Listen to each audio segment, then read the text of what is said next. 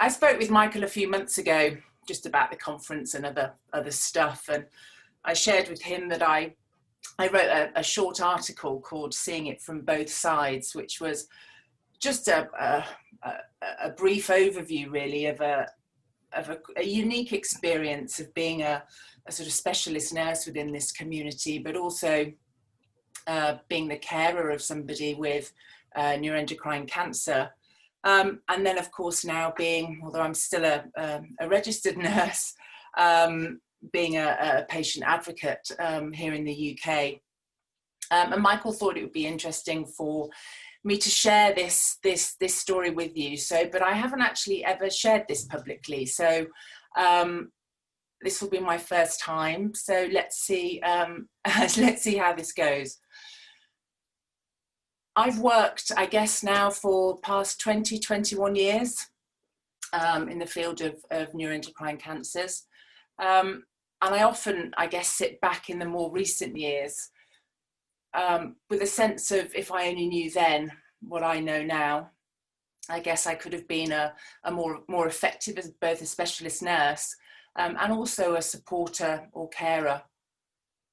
I have to say the majority of healthcare professionals working with the patients with this complex cancer type, to me, have shown that they are driven by passion and commitment and determination, tempered, of course, with an interest.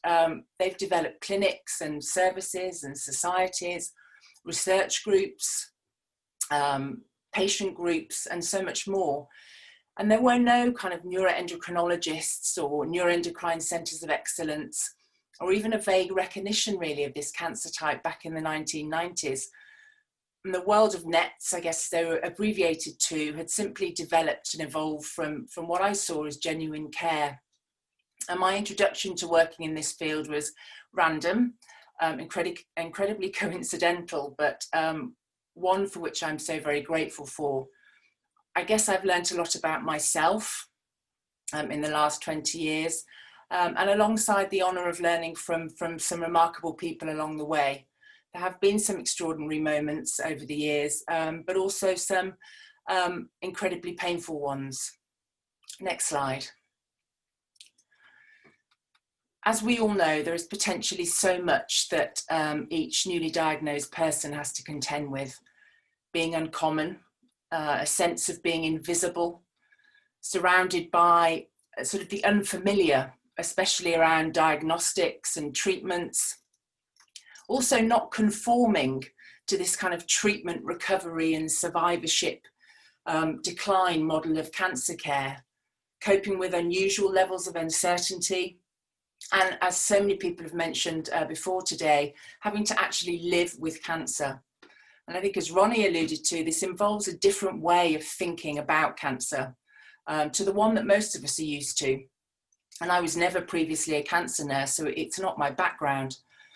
It also means learning to live with cancer as part of your everyday life. And that's about being vigilant and assertive and knowledgeable. And they're really big asks.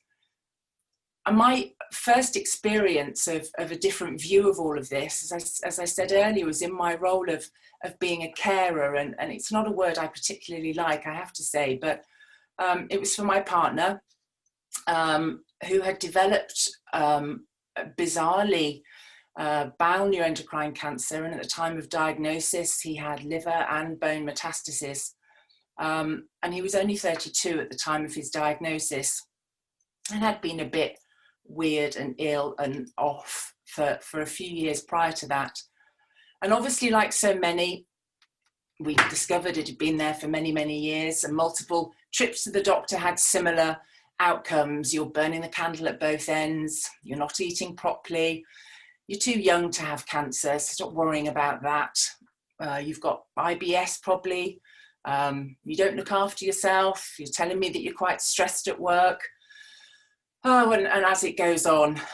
But no investigations, no further blood tests. And so you just kind of carry on, but with a knowledge that something's not quite right. Eventually we got through to the right people, and diagnosis brought with it, I guess, the usual raft of tests, investigations and treatments. And I can remember sitting in clinic one day with Andy as his partner and speaking with another young family who had 3 children, and it was the husband who had neuroendocrine cancer. And he sort of said to me that the treatments that he had battered and smashed up his body in more ways than he could ever have imagined. But he said he was here and he's been able to watch his children grow up. And so ultimately it was worth it.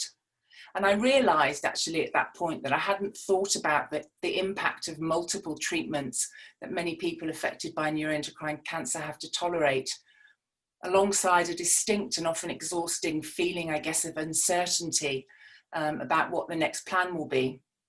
And I also hadn't given too much thought at the time to what true patient choice was, until everything started going wrong for Andy. When he was diagnosed, he had mesenteric ischemia, and it was mild-ish, and it behaved for some years, obviously, give or take the odd day or week of discomfort. And as his treatment pathway continued, unfortunately, so did the development of his ischemia. Eventually, he was admitted for some nutritional support as it became so serious, and malnourishment was certainly a front runner for his demise. He really hated being in hospital. He hated being away from home. He hated the dependency on the drip, and he hated the lack of control. He wanted to go home, and against medical advice, he did. And a few days later, of course, there was another emergency admission to a local hospital because he was in such excruciating pain. And an attempt at delivering food via his stomach had failed as the ischemia was too advanced. And feeding via the tube, the total parenteral nutrition, would be the only solution, but it was felt that it was all a little too late because his situation and his condition had deteriorated so significantly. And again, he wanted to be home, and he just wanted to be able to eat some custard or some jelly. But he wasn't able to do that. And in the last days, he was unable to tolerate water. So of course that was given intravenously.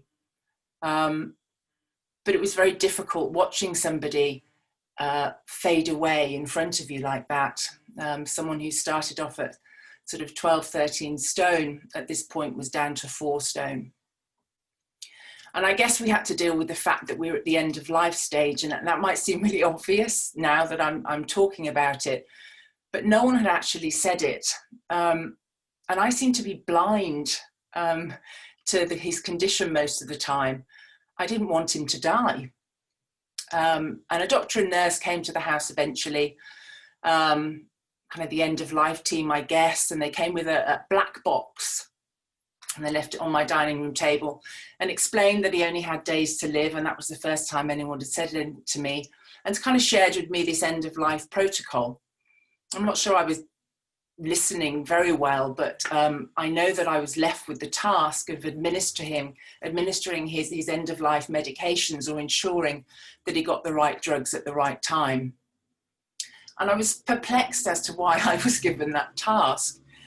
And I guess there was just an assumption that I was a senior nurse and that I would be more than capable. And I think if it was anyone else but a family member or somebody that I loved, I could confidently say that I would be able to do that. But this was different. And luckily family descended and supported the whole process. But I have to say that I felt rather numb and a little bit lost. Next slide, please. I think this was mentioned again, a little bit about preparation of being a carer, because I feel I probably should have been more prepared, and I wasn't. I was struggling with all of this and his obvious decline and end of life status. I had a little 5-year-old to care for who loved the man in the bed in the living room, and a full-time job.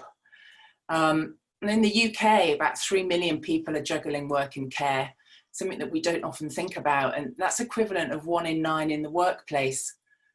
And I know caring is part of life, but there's a great deal of evidence to show the negative impacts it can have, from the challenges of sort of staying at work, the financial hit that caring costs can bring, and I certainly felt that, to the struggle to look after your own health, and have a life of your own alongside caring for someone else. And getting that right information and advice to support you to care without putting your own life on hold is a real challenge. And for me, I felt it was more difficult because it seemed to be complex, and our healthcare and welfare systems seemed to be desperately disjointed. There was a survey done by CARER UK, which is a big not-for-profit organisation here. About 6,000 or 7,000 carers were interviewed, and 61% of them said that their physical health had worsened as a result of caring, and about 72% that had suffered mental ill health. And I was really disappointed that both my physical and mental health suffered. And yet I thought I was this kind of expert and an experienced healthcare professional. And honestly, I thought I would cope better, but looking back, I hardly recognised myself as I was then. And I guess one of my most significant challenges, which stays with me to this day, was communicating the decline and subsequent death to that little boy, my son. It was the most kind of heartbreaking experience of my life. And I remain hugely grateful to the wonderful bereavement services that provided such great support. I'm also grateful that he's a man now, and a happy and successful one, with a really good emotional intelligence, and I'm sure that's a product of his grief early in life.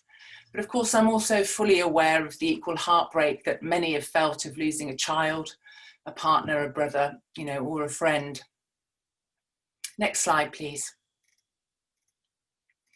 We, and I say this as a healthcare professional myself, I think still struggle to ensure that we are considering the immediate or ongoing needs of a person affected by this illness. The concerns for us, again, I think this has been alluded to earlier, were far from the size of the tumours or the change in size following some treatment.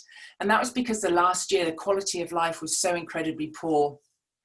And quality of life should be seen as a priority. It is not a tick box, and it is not a completed survey. And it should be ascertained from conversations, and I believe communication. This is a complex disease, and different approaches are needed for different people.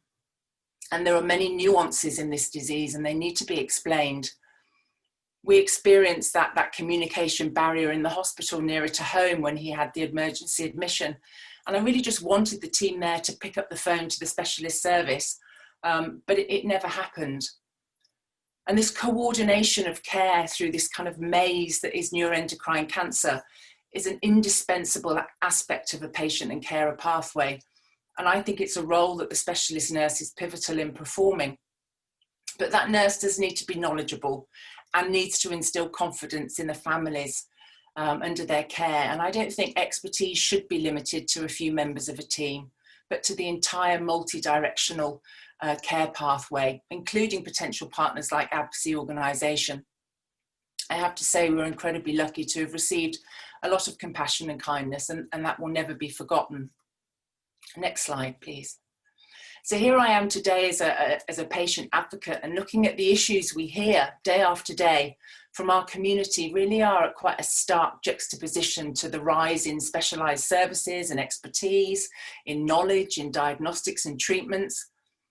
And these issues seem to ultimately boil down to four main areas. Of course, the late diagnosis and the frustrations connected to this, the lack of clearly defined cancer pathways in the UK and commissioning for services here, a lack of understanding around the burden of living with what for many is a chronic cancer. And I believe also the failures in communication.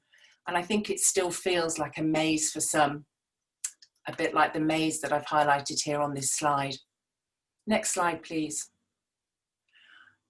We are seeing amongst our community and from the calls and the work that we do here that there is an undeniable desire for honesty and transparency, for an understandable language, for an approachability, and that's an approachability to healthcare professionals, for genuine kindness and a support structure, and some trust to simply be heard.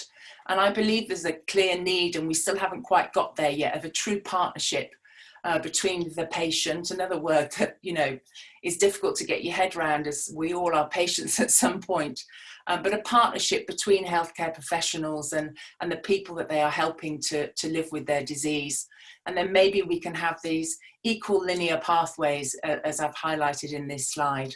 Next slide, please. Understanding the burden of living with a long-term illness is something I hadn't fully appreciated either as a specialist nurse. And of course, I started to grasp the enormity of it only from this different view as a carer of someone living through it. I'm sorry, you can't actually see this, but you can, there is a link to download the image. And it's a great example of some work that was done. It was a large study that was done looking at the burden of disease in patients with chronic conditions. And there were three kind of main areas that this burden fell under. One was sort of the burden of the healthcare tasks, I don't know, medications and treatments, etc. The second was the consequences of healthcare tasks imposed on patients day in, day out, their travel, their professional life, their social life. And then the factors that exacerbate the burden of treatments, like the access, like the travel, the understanding, the effect on relationships, and of course things like beliefs and belief systems also. Next slide, please. We talk about patient experience and understanding patient experience, but I think so often we forget that it's not about the ease of parking the car at the hospital or whether the food was edible on the ward. It's much bigger than that. Understanding the burden and understanding there is for some people, you know, children to look after, they have lives to lead, they might have a deadline at work, they might have a sick dog, the boiler might have broken down. All these things still happen to people and patients whilst managing also their neuroendocrine cancer.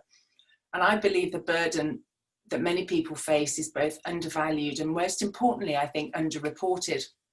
I actually picked up this survey from Twitter, and there were many comments, obviously, when the survey had been published a few years ago now. And there was a comment that I thought was really quite powerful from somebody who said, I love this. I can't even begin to explain the sum of this diagram to people most days. They just don't get how heavy and challenging it is to balance this without a single other issue of life added in. My breaking point is not lower than theirs. I just start closer to it. The dragons I fight are invisible, but it does not mean that they are not there. And I thought that was really quite a powerful message related to the burden of disease. Next slide, please. Obviously, outside of Andy's diagnosis, other stuff was going on, the management of his disease, obviously, and his slow demise. But before he got very ill, we did all the usual stuff. We travelled, hung out with friends, we, you know, did all the normal stuff. I worked full time and supported both Andy and another patient called Kathy in setting up a new patient organisation, and I felt very strongly about supporting them do this. And it was originally called the Net Patient Foundation, and this is Andy and Kathy in this slide. It was a collaboration with a small support group that had already been set up.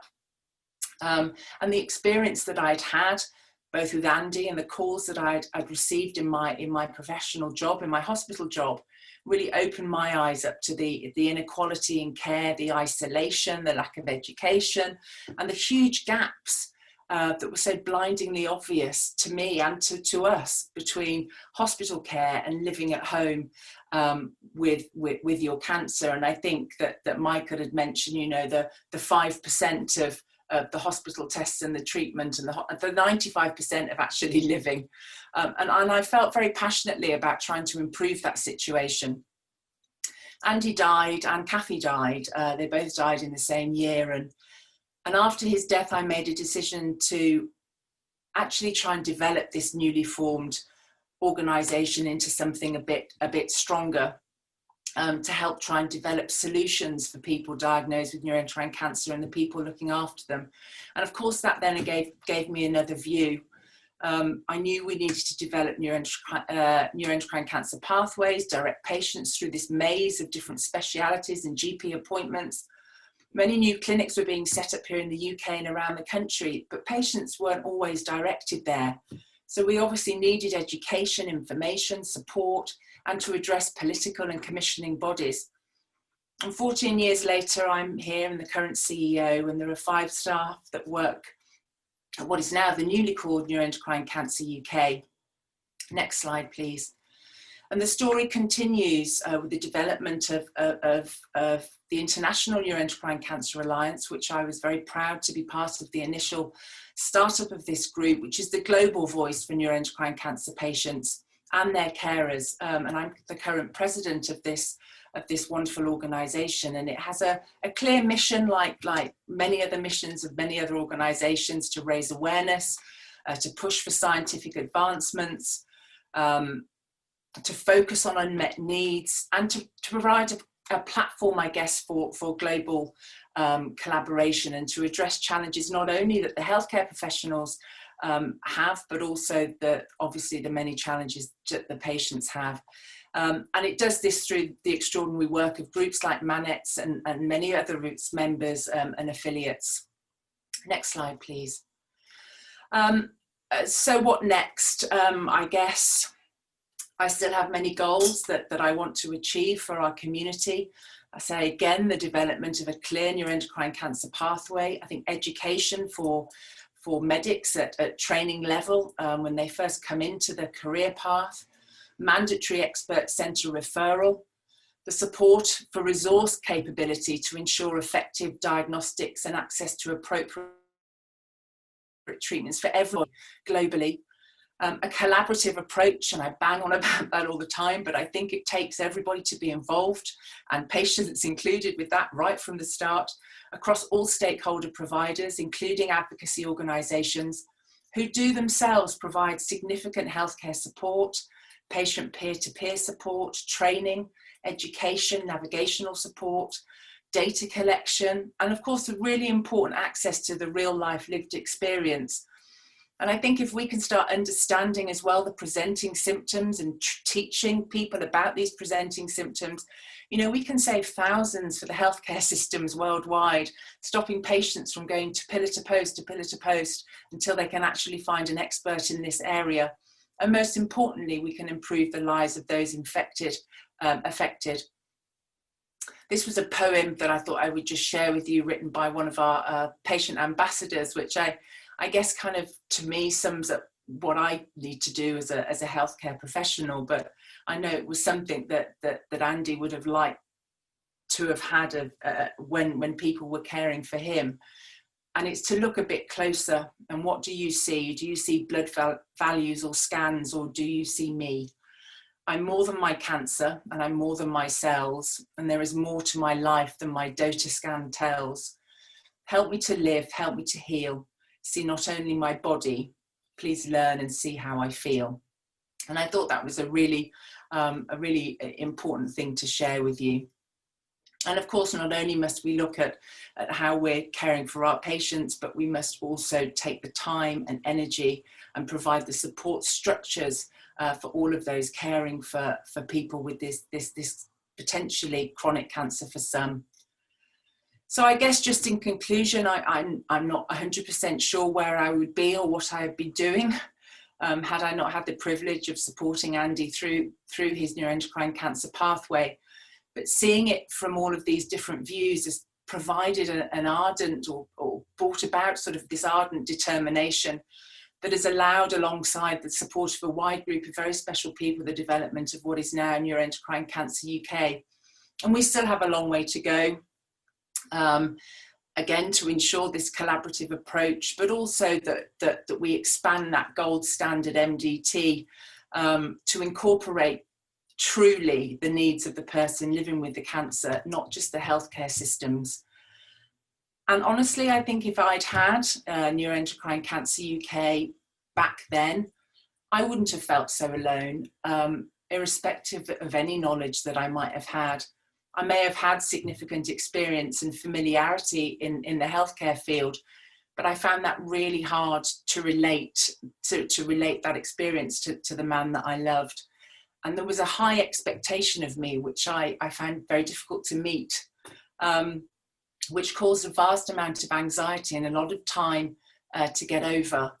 And all I really wanted was someone to help me to take control of all of this. So I would just like to end by thanking all of the organisations, all of the groups, all of the individuals who are working in advocacy, to the specialist teams that really are trying their very best to understand this disease and provide a better quality of life for all. And of course, to all of the specialist nurses who I think are hugely important in this cancer area particularly. So thank you, and thanks for your attention.